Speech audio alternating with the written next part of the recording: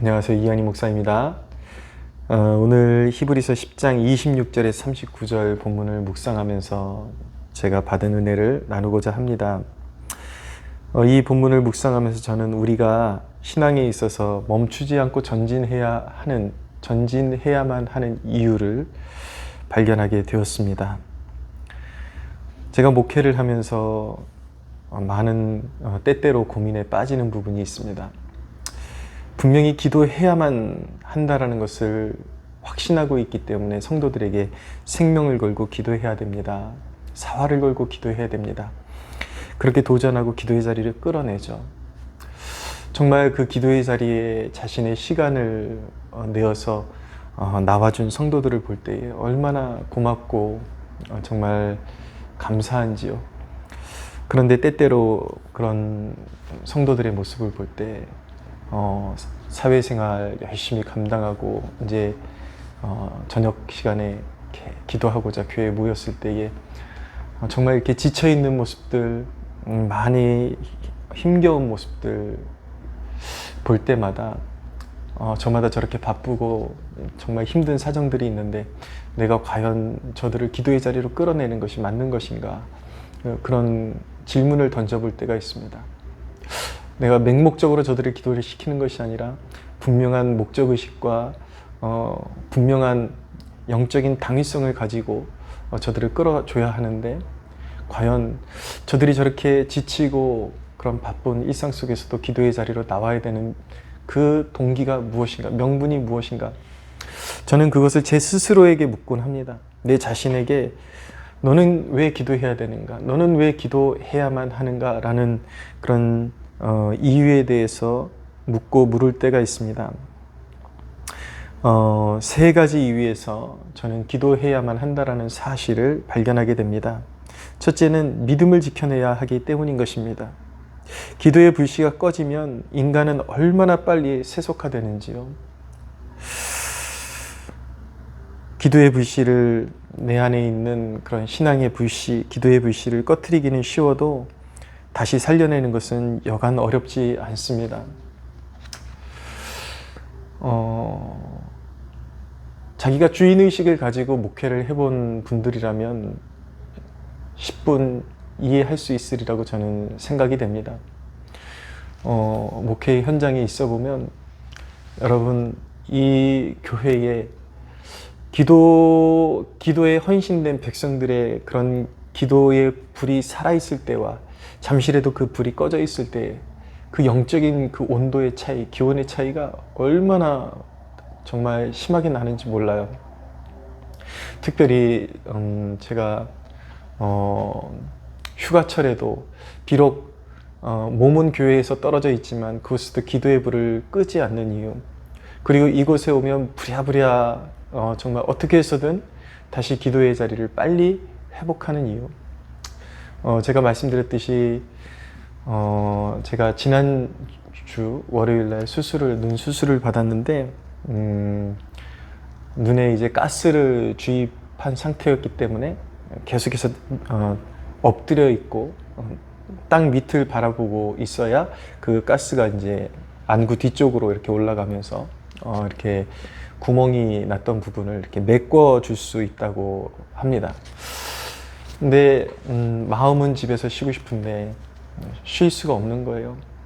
그래서 어차피 땅만 보고 있으라 그러는데 차라리 잘 됐다, 기도가 되던 안 되던, 아직도 통증이 가시지 않은 눈을 가지고 교회에 나와서 무릎 꿇고 엎드려서 기도가 이렇게 아직도 통증이 남아 있으니까 기도가 그렇게 원활하게 나오지는 않지만 그래도 무릎 꿇고 머리를 땅에 대고 그래도 계속 하나님 앞에서 엎드려 있다가 일어나는 이유, 어떤 사람들이 이런 이야기를 들으면 그것은 좀 하나님 앞에서 모든 것을 맡겨드리지 못하고 내려놓지 못하는 어떤 직업병적인 것 아닌가, 그런 판단을 할 수 있겠지만은, 목회자인 저는 그렇게 아니란 태도에 빠져 있을 수가 없습니다. 왜냐하면 너무나도 현실적으로 실감나게 느껴지기 때문이에요. 조금이라도 교회의 기도의 불씨가 꺼져 있게 되면은 그 주간 다가오는 그 주일의 예배의 강단에 설면 얼마나 그 영적인 분위기가 냉랭하고 정말 퍽퍽하고, 영혼이 살아나야 될 그 예배의 시간에 영혼이 살아나는 것이 아니라 얼마나 정말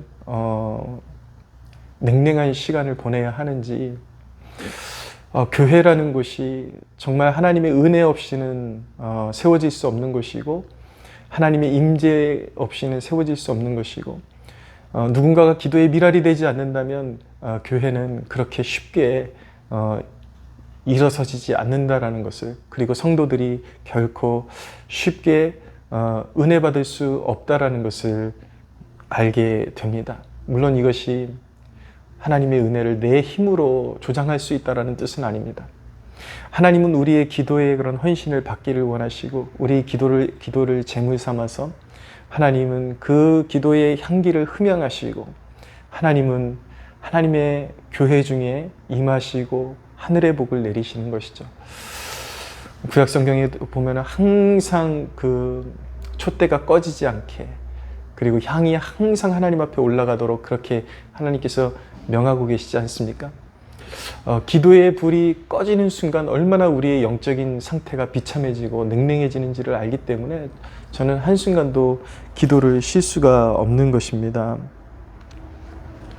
여러분, 기도의 불을, 우리 마음속에 있는 신앙의 불을 꺼트리기는 참 쉽습니다.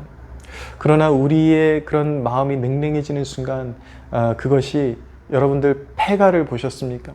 사람이 살지 않는 곳, 사람이 관리하는 사람이 없으면요, 이상하게 그 집이 왜 폐가라고 그렇게 부르는지 알게 됩니다. 얼마나 집이 스산해지고 거미줄이 쳐지고 생기가 없어지고 생명력이 없어지고. 여러분, 기도의 불, 신앙의 불이 꺼진 인생은 폐가와 같은 것이고, 그것은 이미 썩는 냄새, 세상의 냄새로 가득 채워지게 되는 것입니다. 그래서 우리는 한순간도 우리는 기도의 불을 꺼뜨려서는 안 되고, 기도의 불을 지켜낼 때에 우리 안에 주신 그 믿음이 계속해서 역사하면서 그 신앙의 활력을 지켜나갈 수 있기 때문에 기도의 자리를 지켜나가야 하는 것입니다. 두 번째로, 제 자신에게 왜 기도해야 되는가 물었을 때에 얻는 대답은 바로 이 땅이 내 삶의 목적지가 아니기 때문입니다.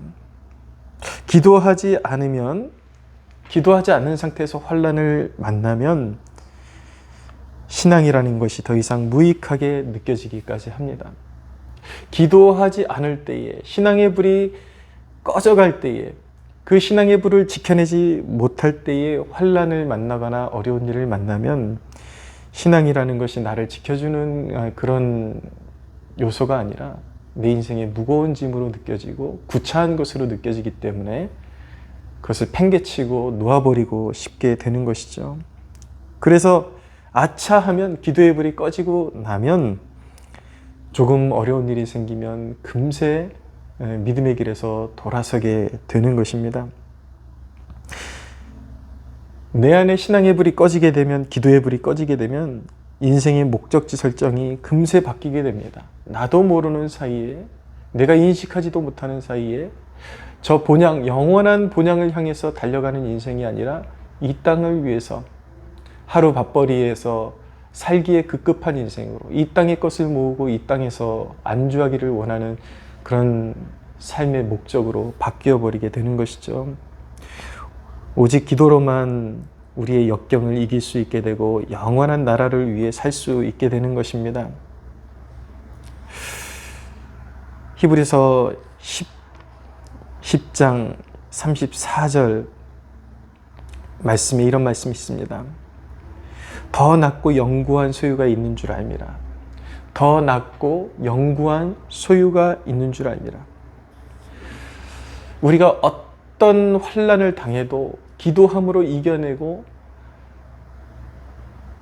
앞으로 전진해야 하는 이유는 바로 이 땅의 목적지가 아니라 더 낮고 영구한 소유가 있기 때문인 것입니다.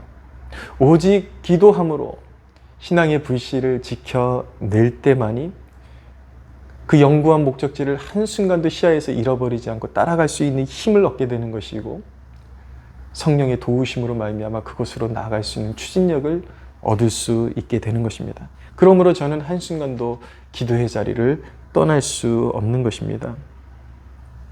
세 번째로, 내 자신이 기도해야 하는 이유는 내가 깨어 있을 때만이 영구한 부르심을 향해 올바르게 항해하고 있음이 입증되기 때문인 것입니다. 다시 한번 말씀드릴게요. 내가 깨어 있을 때만이 영구한 부르심을 향해 올바르게 항해하고 있음이 입증되고 있기 때문입니다. 오늘 본문 39절에 보면 우리는 뒤로 물러가 멸망할 자가 아니요 오직 영혼을 구원함에 이르는 믿음을 가진 자니라 라고 말씀하고 있습니다. 나는 이 땅에 머무를 수 있는 자가 아닙니다. 나는 영원한 부르심을 향해서 달려가고 있는 중이기 때문에 한순간도 그 부르심을 향해서 달려가는 발걸음을 멈출 수가 없는 것이죠. 바로 그러한 이유에서 한순간도 기도를 쉴 수 없고 하늘의 능력을 공급받지 않고는 살 수 없는 존재가 바로 제 자신이기 때문에 한순간도 기도의 줄을 놓을 수가 없는 것입니다. 사랑하는 여러분, 기억하십시오. 어리석은 확신은 금물입니다. 혹 어떤 사람들은 그렇게 생각할 수도 있습니다. 비록 내가 주님을 찾지 않아도 하나님이라는 분의 속성 자체가 사랑이신데 뭐 어떻게 되겠어? 정말 설마 벌하시겠어? 그러나 여러분, 오늘 본문 29절에 이런 말씀이 있습니다. 하물며 하나님의 아들을 짓밟고 자기를 거룩하게 한 언약의 피를 부정한 것으로 여기고 은혜의 성령을 욕되게 하는 자가 당연히 받을 형벌은 얼마나 더 무겁겠느냐. 그것을 생각하라. 여러분, 하나님을 대적하는 자들에게는 오직 그들을 태울 맹렬한 불만이 존재하고 있다라고 히브리서가 경고하고 있습니다. 사랑하는 여러분, 여러분 가운데 믿음의 경주를 멈춘 분들이 있습니까? 기도의 불을 꺼트린 분들이 있습니까? 어떠한 이유 때문에 신앙의 경주를 멈추고 쉬고 있는 사람들이 있습니까? 그만큼 쉬었으면 됐습니다. 일어서십시오. 그리고 다시 전진하십시오. 전진해야만 합니다. 신앙의 후퇴란 존재하지 않습니다. 신앙의 후퇴라는 것은 내가 멸망하는 자들에게서 발견된다는 것을 의미하는 것이고, 내가 하나님의 그 부르심에 합당하지 않은 자라는 것을 증명하는 것에 불과하는 것입니다. 전진해야 합니다. 전진해야 하는 것은, 신앙에 전진해야 하는 것은 사활이 걸린 문제입니다. 영원히 걸린 문제인 것입니다. 사랑하는 여러분, 안일한 신앙에 젖어 있지 말고 여러분들에게 주신 그 믿음의 도를 향해 담대히 일어서서 걸어가십시오. 전진하십시오. 한순간도 여러분들의 그 가슴에서, 그 심령에서 기도의 불이 꺼지지 않도록 그렇게 그 기도의 불, 신앙의 불을 지켜나가는 여러분들 되시기를 주님의 이름으로 축복합니다.